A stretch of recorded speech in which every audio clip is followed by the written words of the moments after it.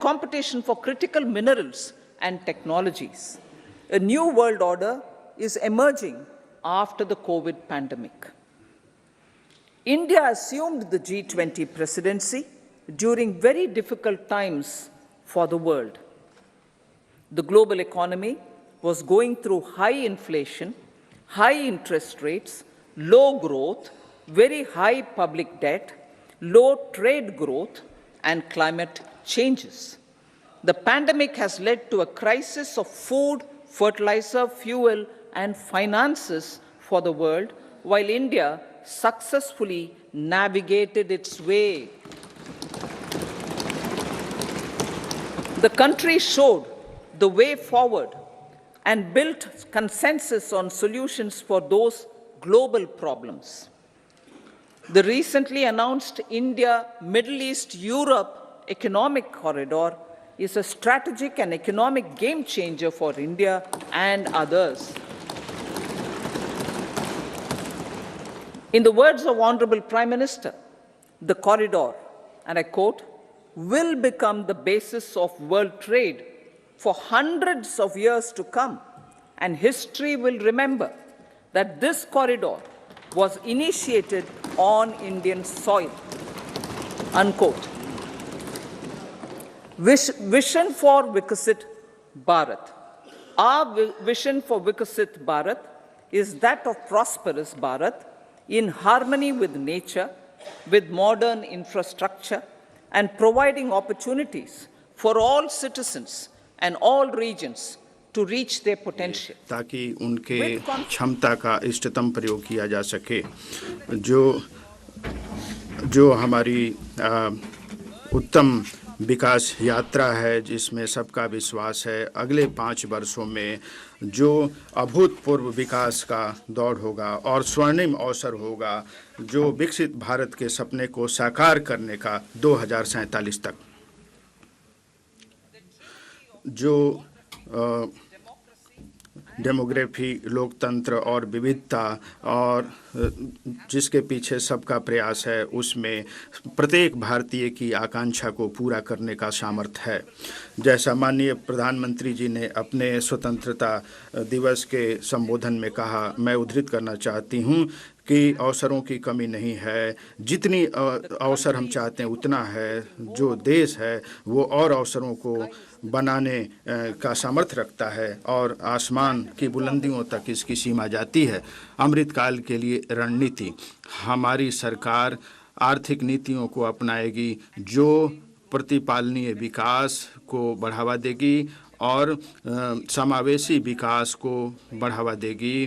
उत्पादन में वृद्धि होगी, सबके लिए अवसर पर्याप्त होंगे और जो संसाधन हैं उसका भी सृजन किया जाएगा और लोगों की आकांक्षाओं को पूरा किया जाएगा। जो सिद्धांत है हमारा रिफॉर्म, परफॉर्म और ट्रांसफॉर्म का, सरकार जो अगली पीढ़ी के सुधार हैं उसको लेगी और राज्यों के साथ एक सर्वानुमति बनाएगी। ये एक बहुत ही महत्वपूर्ण नीति है, हमारी सरकार के लिए प्राथमिकता है, ताकि समय पे पर्याप्त वित्त उपलब्ध कराए जाएं, उपयुक्त प्रौद्योगिकी हो और लघु, सीमांत और मध्यम उद्योगों को बढ़ावा देने के लिए, ताकि वो वैश्विक स्तर पर प्रतिस्पर्धा कर सकें। जो विनियामक माहौल है उसको बढ़ावा दिया जाएगा और इस नीति में इसे शामिल किया जाएगा। जो पंचामृत के लक्ष्यों को प्राप्त करने के लिए हमारी सरकार जो संसाधन समृद्ध आर्थिक विकास को बढ़ावा दिया जाएगा, ऊर्जा सुरक्षा को सुनिश्चित किया जाएगा और ये सस्ते दर पे उपलब्ध होगी। जो सरकार की जो निवेश की ज़रूरतों को पूरा करने के लिए जो उसका आकार है, क्षमता है, कौशल है और विनियामक तंत्र को भी विकसित किया जाएगा। जो आकांक्षी जिले कार्यक्रम हैं, हमारी सरकार इस चीज़ के लिए तैयार है कि राज्यों को मदद करने के लिए, ताकि आकांक्षी जिलों का, प्रखंडों का विकास किया जा सके और पर्याप्त आर्थिक अवसरों का भी सृजन किया जा सके। पूर्व का विकास हमारी सरकार पूर्ण ध्यान देगी जो पूर्वी क्षेत्र है उसके विकास के लिए, उनके लोगों के लिए जो भारत के विकास की महत्वपूर्ण धुरी हैं। प्रधानमंत्री आवास योजना ग्रामीण, जो कोरोना की चुनौतियों के बावजूद प्रधानमंत्री आवास योजना ग्रामीण का क्रियान्वयन जारी है और 3 करोड़ घरों को बनाने का लक्ष्य हमने प्राप्त कर लिया है। 2 करोड़ और आवासों को आगामी 5 वर्षों में पूरा किया जाएगा, जो हम परिवारों की संख्या में वृद्धि के मद्देनज़र जो ज़रूरतें हैं उसके लिए पूरा किया जाएगा। जो सौर ऊर्जा और मुफ्त बिजली, जो छत पे सौर ऊर्जा लगाए जाएंगे उसके द्वारा 1 करोड़ घरों को 300 यूनिट निःशुल्क विद्युत प्रति महीने दी जाएगी।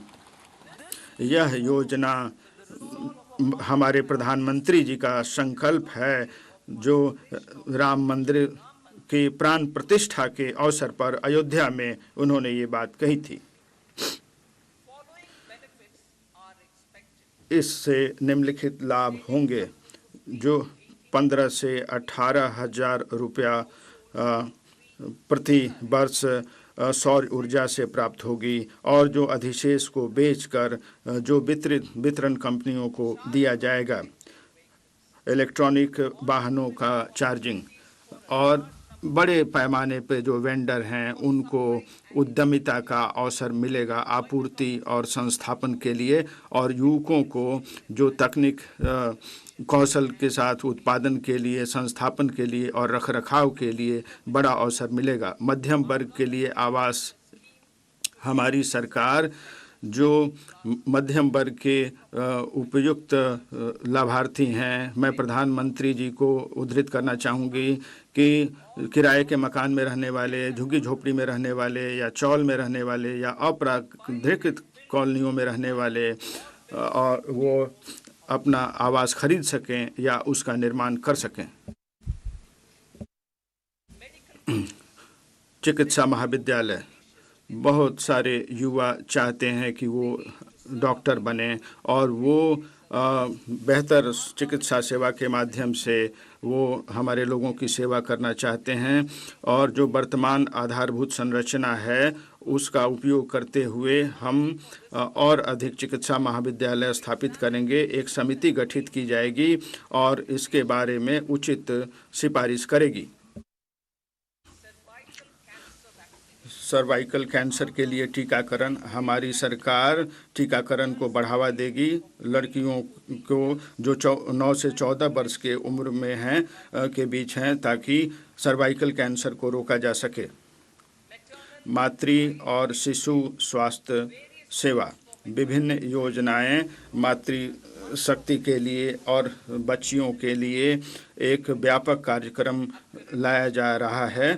आंगनबाड़ी केंद्रों का उन्नयन किया जाएगा। सक्षम आंगनबाड़ी और पोषण 2.0 को गति प्रदान की जाएगी, ताकि पोषण और जो मातृ अवस्था में दिया जा सके।